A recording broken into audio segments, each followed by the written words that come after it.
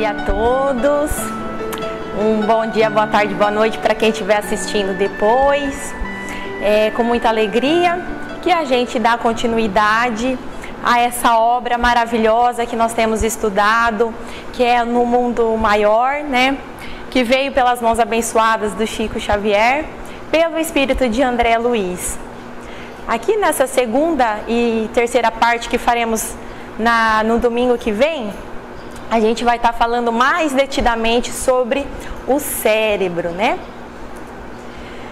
Então aqui nesse momento, o André Luiz, com a supervisão do Calderaro, está examinando o córtex cerebral, né, do enfermo em questão. E o André Luiz, ele não vê apenas a parte cinzenta, que é a área externa do cérebro, e a parte branca, que seria a parte interna do cérebro. Ele vê muito mais, ele enxerga além. E diante dessa perplexidade do André Luiz, do que ele tem visto ali, o Calderaro explica então para ele, né, que estamos diante do órgão perispiritual do ser humano, adeso, né, grudadinho, juntinho, à duplicata física. Da mesma forma que algumas partes do corpo carnal têm estreito contato com o indumento. Essa questão, pessoal, de quais pontos, né, que se ligam, né, a gente vai ver com mais detalhes na nossa próxima aula, tá? Essa questão dos pontos de contato entre o cérebro perispiritual e o cérebro físico.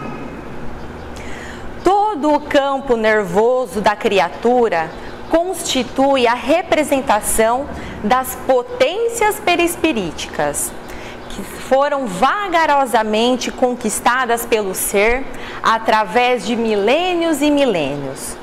E renascendo entre as formas perecíveis, nosso corpo sutil, que se caracteriza em nossa esfera menos densa por extrema leveza e extraordinária plasticidade, submete-se no plano da crosta às leis de recapitulação, hereditariedade e desenvolvimento fisiológico, em conformidade com o mérito ou demérito que trazemos e com a missão ou aprendizado necessários. Então, o nosso cérebro perispiritual, assim como todo o nosso perispírito, ele é moldado em nossa encarnação de acordo com as nossas necessidades, né, que é a missão e aprendizado que ele fala aqui, e também de acordo com os nossos merecimentos, que é essa potência perispirítica que ele fala aqui, né? Esse potencial, pessoal, é o conjunto de todas as nossas virtudes, de tudo, né, que a gente angariou aí com o passar dos milênios, né, da nossa inclinação para a vida superior. Aí o Calderaro continua, né? O cérebro real é aparelho dos mais complexos, em que o nosso eu reflete a vida. Através dele, sentimos os fenômenos exteriores segundo a nossa capacidade receptiva, que é determinada pela experiência.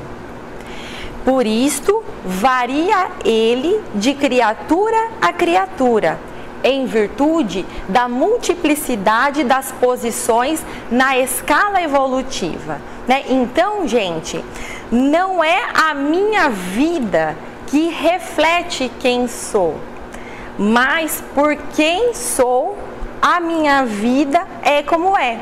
Porque antes dessa existência aqui, eu já existia, eu espírito. E aí eu trouxe para essa encarnação o resultado de tudo que eu já passei. E de acordo com essas experiências, eu respondo aos estímulos de hoje, né? Então, eu recebo um elogio, eu recebo uma crítica, uma ofensa, enfim. E é essa minha capacidade de trabalhar isso dentro de mim varia, né, de acordo com toda essa minha experiência, com toda essa minha bagagem. Nem os símios ou os antropóides, a caminho da ligação com o gênero humano, apresentam um cérebro absolutamente iguais entre si. Cada individualidade revela o consoante o progresso efetivo realizado. O selvagem apresenta um cérebro perispiritual com vibrações muito diversas das do pensamento do homem civilizado. Sob esse ponto de vista, o encéfalo de um santo emite ondas que se distinguem da que despende a fonte mental de um cientista, por exemplo. A escola acadêmica na crosta planetária prende-se à conceituação da forma tangível, em trânsito para as transformações da enfermidade, da velhice ou da morte. Aqui, porém, examinamos o organismo que modela as manifestações do campo físico e reconhecemos que todo aparelhamento nervoso é de ordem sublime. Então, gente, desde quando nós éramos mais parecidos, com macacos do que com humanos, desde então nós já possuímos um cérebro diferente, o cérebro perispiritual diferente um dos outros. E essa diferença se alarga ainda mais quando a gente pega aqui, comparar o cérebro de um Australopithecus com um Homo sapiens. E ainda hoje, cada um de nós temos essa diferença de vibração, de emissão de ondas, do nosso campo mental. E aqui o André Luiz fala também que a fisiologia ainda é muito limitada sobre o estudo do cérebro. Mas o André vai aprender que o cérebro perispiritual é o que recebe as manifestações, os estímulos, da nossa vida aqui na crosta da Terra. E falando sobre a foto, só pessoal, foram necessárias milhares de pequenas mutações, de pequenas evoluções para chegar durante muitas gerações, para que surgisse uma nova espécie. E na verdade, nessa foto aqui, deveria ter vários e vários modelos entre um e outro, E só para a gente ter uma ideia, pessoal, essa foto aqui a gente vê desde quando a gente estuda ciências, quando a gente era mais novo, mas tudo ainda é muito dinâmico. Ainda hoje existem várias pesquisas, vários estudos de como são as verdadeiras linhagens humanas, se é isso mesmo, se teve alguma coisa aí no caminho, enfim, só para a gente ter uma noção,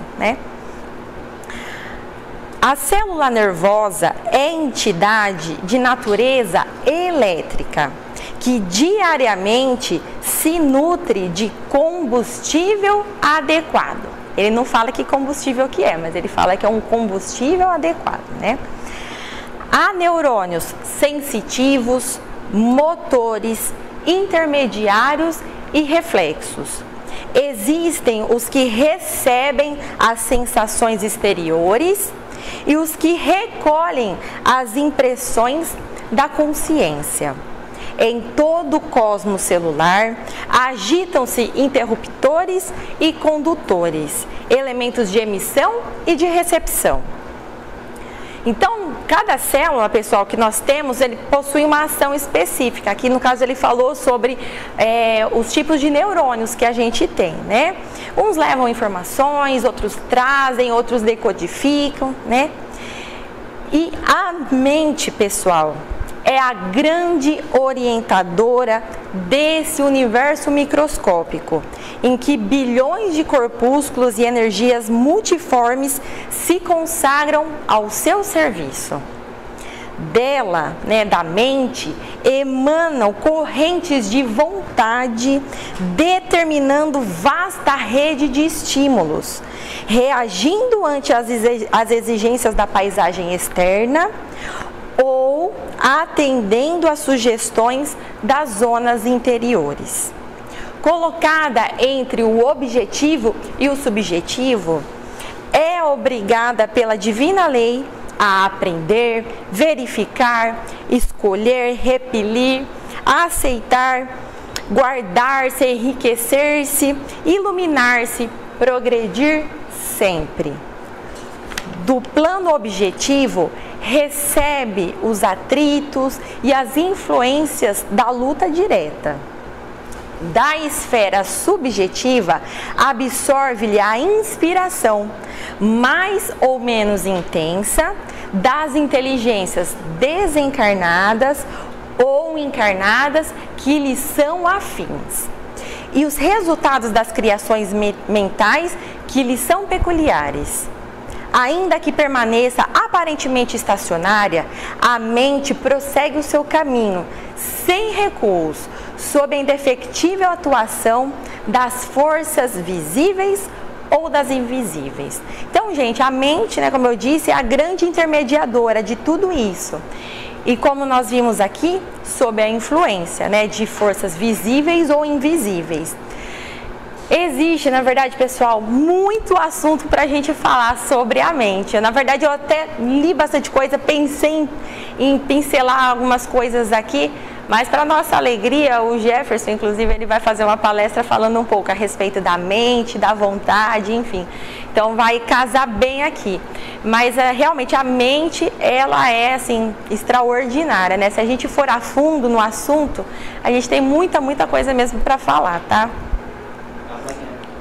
Amanhã o Jefferson vai fazer essa palestra, tá, gente? Depois, quem estiver assistindo, é só pesquisar sobre essa palestrinha que ele vai fazer. Aí o Calderaro deu uma paradinha ali nas explicações, né? E o André ficou com aquele cérebro dele, assim, né, a 1 milhão, pensando sobre tudo aquilo, sobre todas aquelas informações que o Calderaro tinha passado para ele.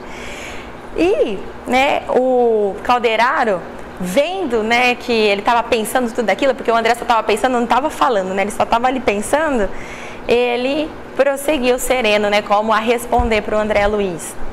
Conheço-te as objeções e também as formulei noutro tempo, quando a novidade me feria a observação. Porque até então, você imagina, médicos, né, falando sobre cérebro perispiritual, é muito difícil, né? Ao menos que seja um médico espírita aqui na Terra, né? Mas para você apresentar para um médico hoje em dia que existe um outro cérebro, né, que tem essa questão perispiritual, da questão do mundo espiritual, é muito abstrato, né? Então, para o André, na verdade, era esse o choque, né? Era essa a observação, a grande observação dele, né? Posso, contudo, dizer-te hoje, né, André, que se existe a química fisiológica, temos também a química espiritual. Como possuímos a química orgânica e a química inorgânica, existindo extrema dificuldade em definir-lhes os pontos de ação independentes. Quase impossível é determinar-lhes a fronteira divisória, porquanto o espírito mais sábio não se animaria a localizar com afirmações dogmáticas o ponto onde termina a matéria e o ponto onde começa o espírito, né? Então, sabe aquelas coisas, pessoal, que a ciência ainda não explica pra gente? Existe uma explicação e uma lógica, só que na esfera espiritual. Não existem milagres, né, pessoal? Tudo é perfeito nas leis divinas. E o que nos falta, na verdade, é ainda a capacidade para a gente entender, para a gente assimilar essas questões, né? E a sabedoria, pessoal, mora justamente aí. Humildade para a gente aceitar que nós não somos os donos da verdade, que a gente ainda tem muito a aprender. E a gente não perder tempo, né, tentando decifrar esses enigmas que na verdade não vai nos levar a lugar nenhum, né? Onde começa o espírito, onde que termina a matéria, a questão do perispírito em si, né? No corpo físico, diferenciam-se as células de maneira surpreendente. Apresentam determinada personalidade no fígado, outra nos rins e ainda outra no sangue. Modificam-se infinitamente, surgem e desaparecem aos milhares em todos os domínios da química orgânica, propriamente dita. No cérebro, porém, inicia-se o império da química espiritual. Os elementos celulares aí são dificilmente substituíveis. A paisagem delicada e superior é sempre a mesma, porquanto o trabalho da alma requer fixação, aproveitamento e continuidade. O estômago pode ser um alambique em que o mundo infinitésimo se revele em tumultuária animalidade, aproximando dos quadros inferiores da vida, porquanto o estômago não necessita recordar compulsoriamente que substância alimentícia lhe foi dada a elaborar na véspera. O órgão de expressão mental, porém, reclama personalidades químicas de tipo sublimado, por alimentar-se de experiências que devem ser registradas, arquivadas e lembradas sempre que oportuno ou necessário. Intervém então que a química superior, dotando o cérebro de material insubstituível, em muitos departamentos do seu laboratório íntimo.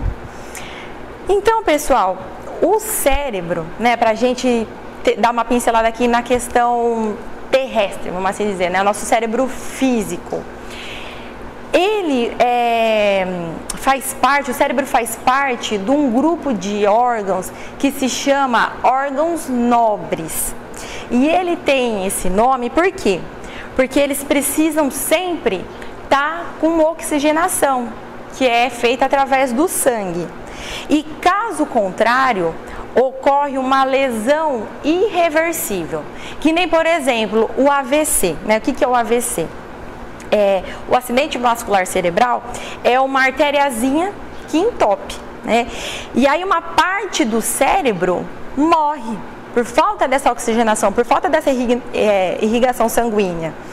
E os sintomas, né, os efeitos são muito mais intensos do que nos outros órgãos, que também são considerados nobres, né? Porque mesmo que a área seja pequena, ela possui muitas funções. Então pode alterar fala, visão, movimento de membros, né, enfim.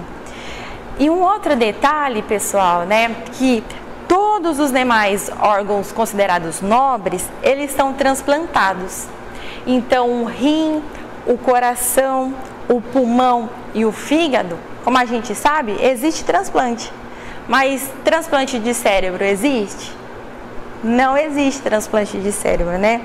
Quando o cérebro para, é dada então, né, ao paciente a morte cerebral. Então, para a gente ver que realmente tudo isso aqui que a gente está vendo, né, tudo que o André está recebendo de informação no Calderaro, faz mesmo todo sentido, não é mesmo? Tem algo de muito sublime mesmo que acontece no nosso cérebro. Aí, né, mais uma vez, o Calderaro dá uma paradinha, né, acho que talvez para o André dar uma respirada, refletida, né? E aí ele continua em seguida. Na verdade, não há mistério nenhum nisso. Voltemos aos ascendentes em evolução. O princípio espiritual acolheu-se no seio tépido das águas através dos organismos celulares que se mantinham e se multiplicavam por siciparidade. Em milhares de anos fez longa viagem na esponja, passando a dominar as células autônomas e impondo-lhes o espírito de obediência e de coletividade na organização primordial dos músculos. Experimentou longo tempo antes de ensaiar os alicerces no aparelho nervoso, na medusa, no verme e no batráquio, arrastando-se para emergir no fundo escuro e lodoso das águas, de modo a encetar as experiências primeiras ao sol meridiano. Quantos séculos consumiu, revestindo formas monstruosas, aprimorando-se aqui e ali, ajudado pela interferência indireta das inteligências superiores? Impossível responder por enquanto. Sugou o seio farto da terra, evolucionando sem parar através de milênios, até conquistar a região mais alta, onde conseguiu elaborar o próprio alimento. Então, pessoal, primeiro vieram seres muito simplórios, como as bactérias, os vírus, que foram evoluindo então, para cada vez animais mais complexos, plantas mais complexas, E mais uma vez, pessoal, as pesquisas hoje, apesar de extremamente interessantes, ainda não possuem um caráter conclusivo de como iniciou a vida aqui na Terra, Ainda restam muitas perguntas a serem respondidas, existem ainda muitas pesquisas a respeito, Mas, para a gente já ter uma noção, no nosso livro dos Espíritos, na questão 7, pergunta assim, poder-se achar nas propriedades íntimas da matéria a causa primária da formação das coisas? Ou seja, todas essas pesquisas que existem hoje aqui no nosso plano, a gente vai conseguir chegar nessa resposta, de como exatamente começou a vida aqui na Terra? Aí vem a resposta, Mas então, qual seria a causa dessas propriedades? É indispensável sempre uma causa primária. Atribuir a formação primária das coisas às propriedades da matéria seria tomar o efeito pela causa, porquanto essas propriedades são um efeito que há de ter uma causa. E aí na pergunta 19 também, Não pode o homem, pelas investigações científicas, penetrar alguns dos segredos da natureza? Aí vem também a resposta. A ciência lhe foi dada para o seu adiantamento em todas as coisas. Ele, porém, não pode ultrapassar os limites que Deus estabeleceu. Gente, sobre o princípio espiritual, que também fala aqui nesse trechinho, também tem muito assunto para a gente falar. Mas no livro Evolução em Dois Mundos, que vai ser logo que a gente vai estar estudando, que veio também pelas mãos do Chico, pelo Valdo Vieira, pelo André Luiz, logo no comecinho do livro Evolução em Dois Mundos, ele fala sobre fluido cósmico universal, sobre o corpo espiritual, e é a evolução do corpo espiritual. Então, para a gente só ter uma ideia, lá nós vemos que o mundo, sobre o nosso mundo, é vertido o princípio inteligente. E ele se exprime por individualidades chamadas mônadas celestes. E essas mônadas celestes, pessoal, era uma rede filamentosa, um risquinho de protoplasma. O protoplasma é como se fosse o nosso líquido que a gente tem no interior da célula. Então, o começo de tudo era um risquinho líquido com toda a poeira estelar que existia na época, Porque se a Terra teve origem a partir da explosão de uma estrela, que é dita então é esse risquinho que existia. E desse risquinho que se derivou tudo que a gente tem. Vírus, bactérias, na época mais rudimentares, algas, e por aí vai. Assim como o Jefferson comentou na parte dele, eu também recentemente vi esse documentário, que chama Uma Rocha Estranha, e ele fala lá no documentário que houve um certo momento em que tudo deu certo, Esse momento que tudo deu certo foi o quê? Os elementos químicos certos, que o carbono, nitrogênio, oxigênio, tinha água, e tinha as condições físicas adequadas, que era a temperatura e pressão, E aí eles sugerem que o princípio mesmo foi uma bolha de ar na água quente que não estourou. E aí, a partir desse momento, essa bolha, que de certa forma fez o papel de membrana, ela encapsulou tudo ali naquele momento e foi ali que daria, assim, então, a vida aqui na Terra, né? Essa é uma hipótese, como eu disse para vocês, é tudo muito dinâmico, está sendo tudo estudado, mas nesse documentário ele traz essa informação para a gente, né? Então, para a gente comparar o que o André Luiz traz lá na Evolução em Dois Mundos e o que a gente tem hoje de mais, assim, avançado, de mais claro das nossas pesquisas aqui na Terra, tá, pessoal? Mas,